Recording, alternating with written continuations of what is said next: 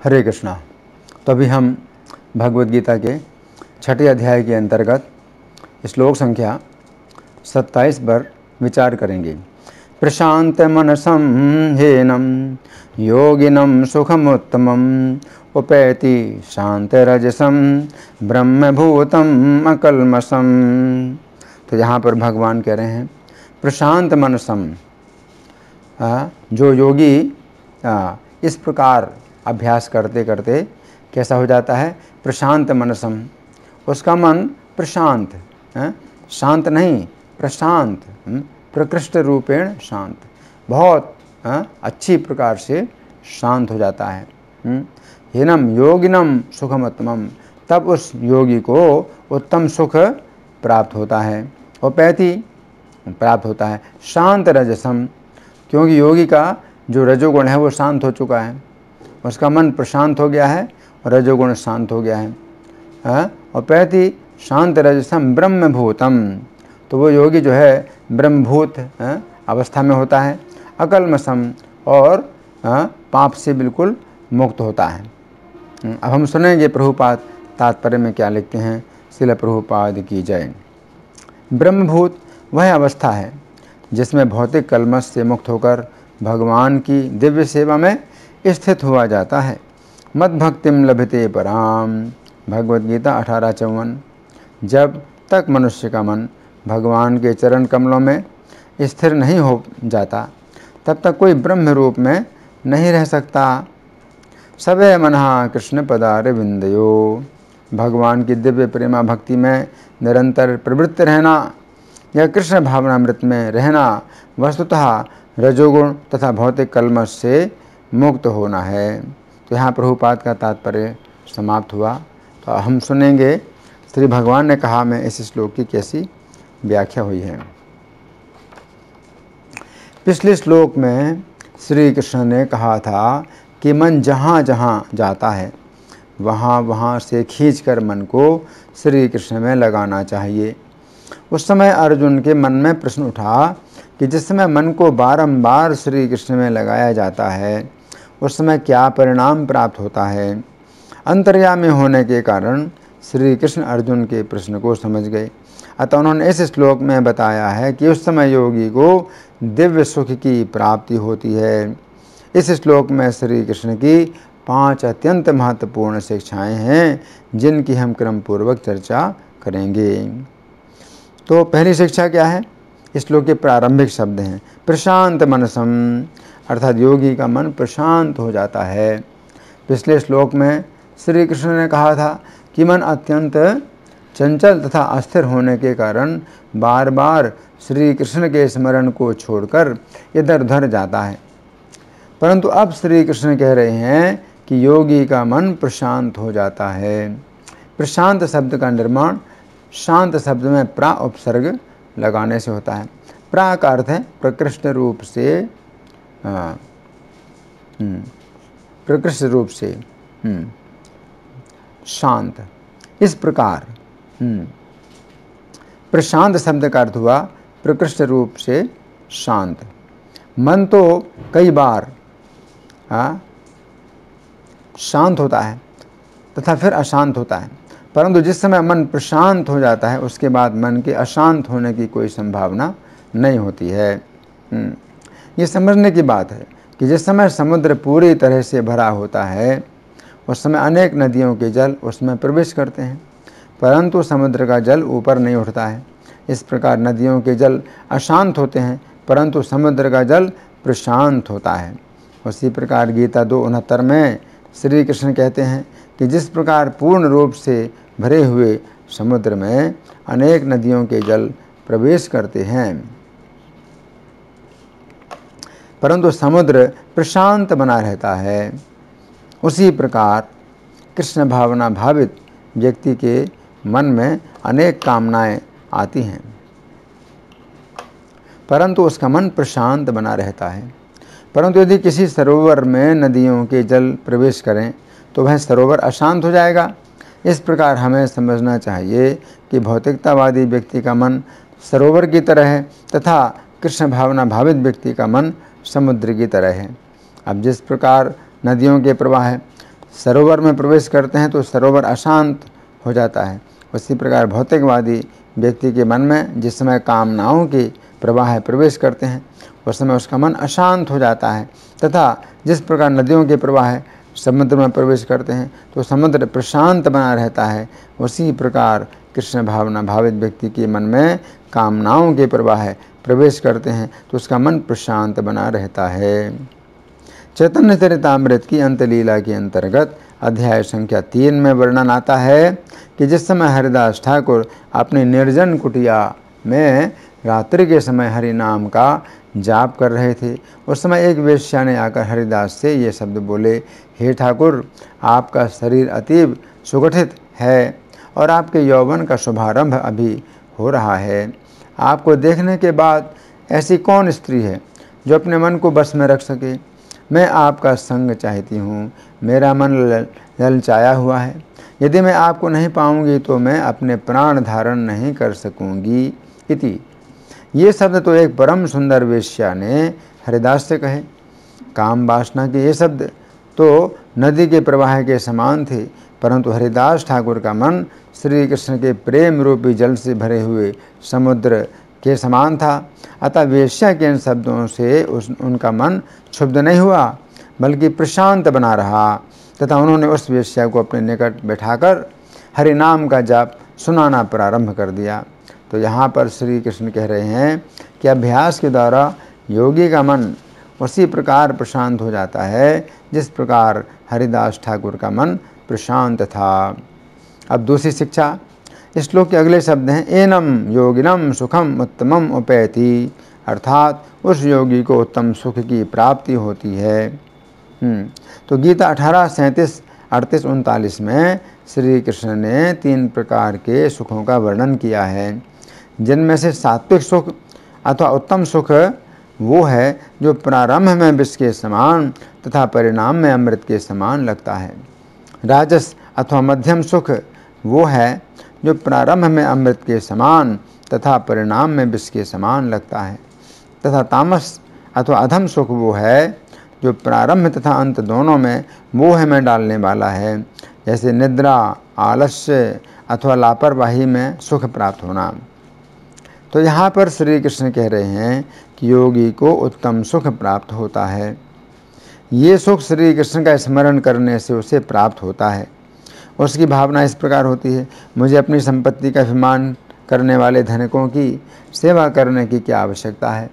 मेरे स्वामी तो असंख्य ब्रह्मांडों के स्वामी श्री कृष्ण हैं।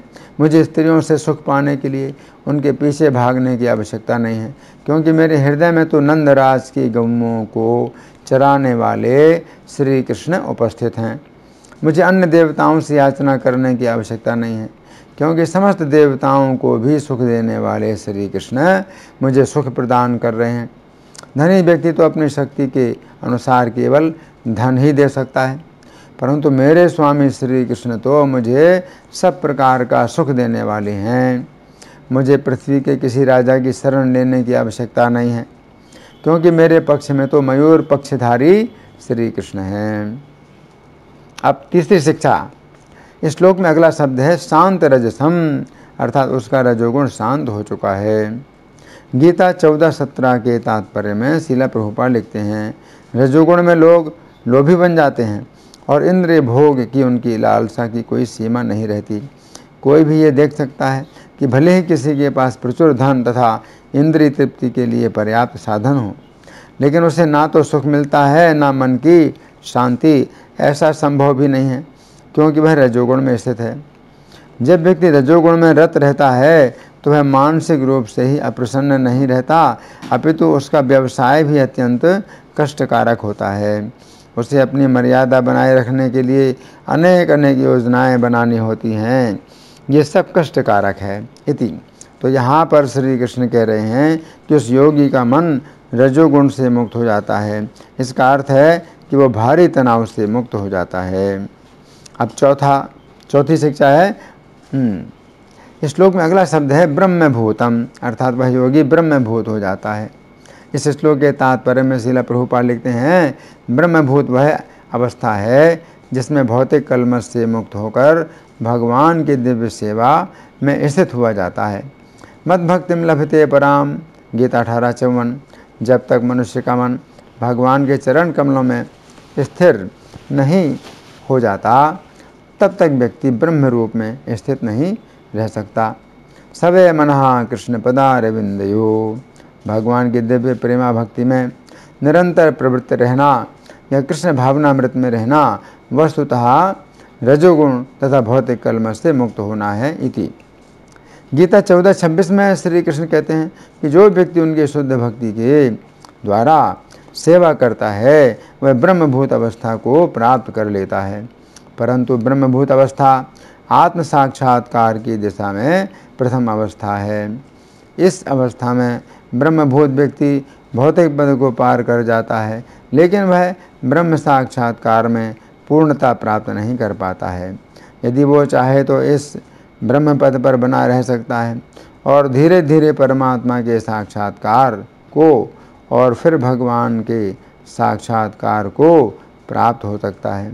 जो व्यक्ति निराकार ब्रह्म पद से ऊपर नहीं उठ पाता उसका नीचे गिरने का भय बना रहता है। अतः ब्रह्म पद तक उठ जाने के बाद भी यदि श्री कृष्ण की भक्ति नहीं की जाती तो नीचे गिरने का भय बना रहता है। तो यहाँ पर श्री कृष्ण कह रहे हैं कि योगी ब्रह्मभूत अवस्था तक पहुँच जाता है। अब 5वीं शिक्षा, इस श्लोक में अंतिम शब्द हैं अकल्मषम, अर्थात वह योगी संपूर्ण पूर्वकृत पापों से मुक्त हो जाता है। गीता 7:15 में श्री कृष्ण कहते हैं कि जो दुष्कृति हैं अर्थात जिन्होंने पूर्व में पाप किए हैं वे श्री कृष्ण की शरण नहीं लेते हैं। फिर गीता 7:28 में श्री कृष्ण कहते हैं कि जो पूर्वकृत पापों से मुक्त हो चुके हैं तथा जिनके पुण्यों का उदय हो गया है वे दृढ़ निश्चय के साथ श्री कृष्ण का भजन करते हैं। तो यहाँ पर श्री कृष्ण कह रहे हैं कि वह योगी पूर्वकृत पापों से मुक्त हो जाता है।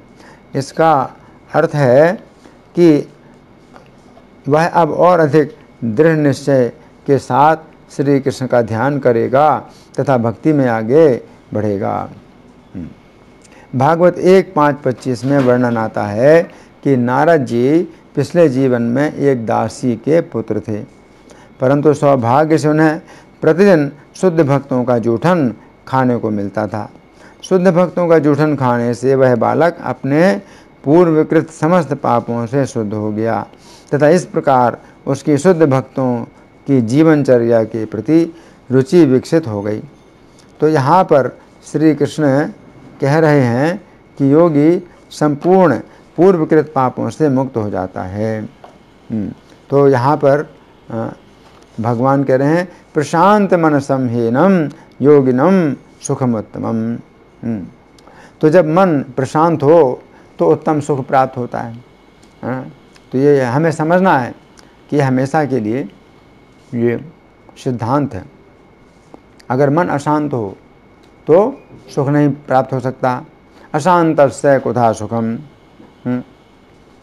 तो गीता के 2 अध्याय का श्लोक संख्या 66, नास्ति बुद्धिरयुक्तस्य न च युक्तस्य भावना न च भावयतः शांतिर अशांतस्य कुतः सुखम।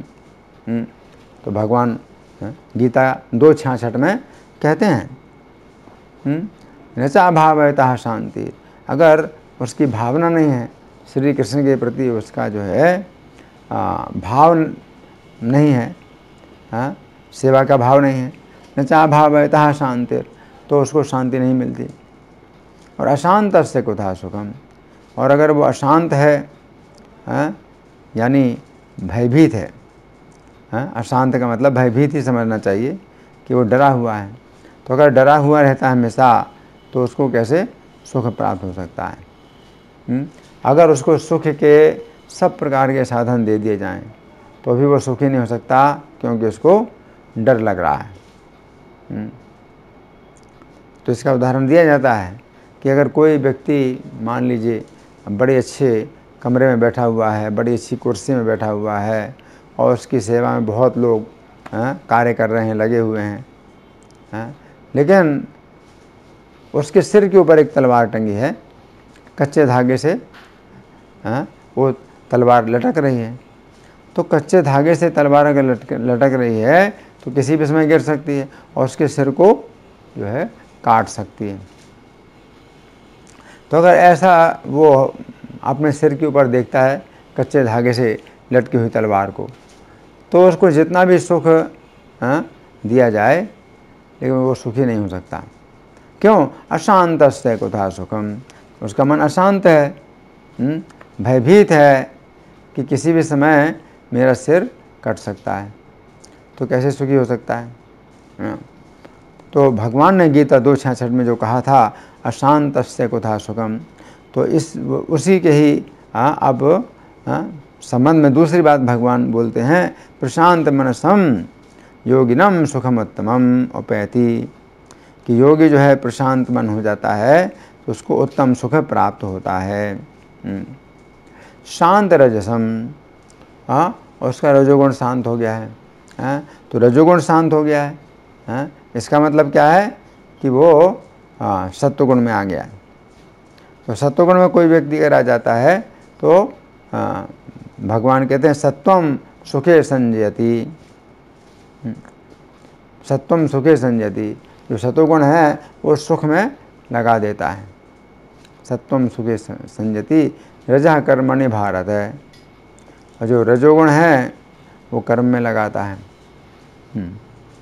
ज्ञानम आवृततु तमः प्रमादे संजयतुत, जो तमोगुण है वो ज्ञान को ढक करके लापरवाही में लगा देता है। तो सतोगुण, तो सतोगुण में जो है योगी को उत्तम सुख प्राप्त होता है। और उत्तम सुख जो भगवान यहाँ पर बोल रहे हैं उत्तम सुख, तो उत्तम सुख का मतलब गीता में भगवान ने सतोगुणी सुख, रजोगुणी सुख और तमोगुणी सुख, 3 प्रकार के सुख बतलाए। तो जो रजोगुणी सुख है वो कैसा होता है? विषयेंद्रिय संयोगाद यत् तदग्रे अमृतोपमम, विषयों के इंद्रियों से जब संयोग होता है तो प्रारंभ में अमृत की तरह लगता है, परिणामे विषम्यव, और परिणाम में विष की तरह लगता है। तत्सुखम राजसम स्मृतम, तो रजोगुणी सुख है, ये 18वें अध्याय का 38वां श्लोक है। रजोगुणी सुख भगवान बतलाते हैं। लेकिन सतोगुणी सुख जो 37वां श्लोक है 18वें अध्याय का, उसमें भगवान क्या कहते हैं? यत् तदग्रे विषमे परिणामे अमृतोपम, जो प्रारंभ में विष की तरह लगता है और परिणाम में अमृत की तरह होता है। तत्सुखम सात्विकम प्रोक्तम आत्मबुद्धि प्रसादजम, तो उस सुख को समझना चाहिए कैसा है? सात्विक सुख। तत्सुखम सात्विकम प्रोक्तम आत्मबुद्धि प्रसादजम, तो आत्मबुद्धि की प्रसन्नता से, जो आत्मा यानी श्री कृष्ण में लगी हुई बुद्धि की प्रसन्नता से जो सुख प्राप्त होता है ना। उपैति शांत रजसम, तो शांत रजसम, रजोगुण उसका शांत हो गया। और जो रजोगुण है तो वो कैसा होता है? भगवान कितने रजो रागात्मकम विद्धि तृष्णा संग समुद्भवम,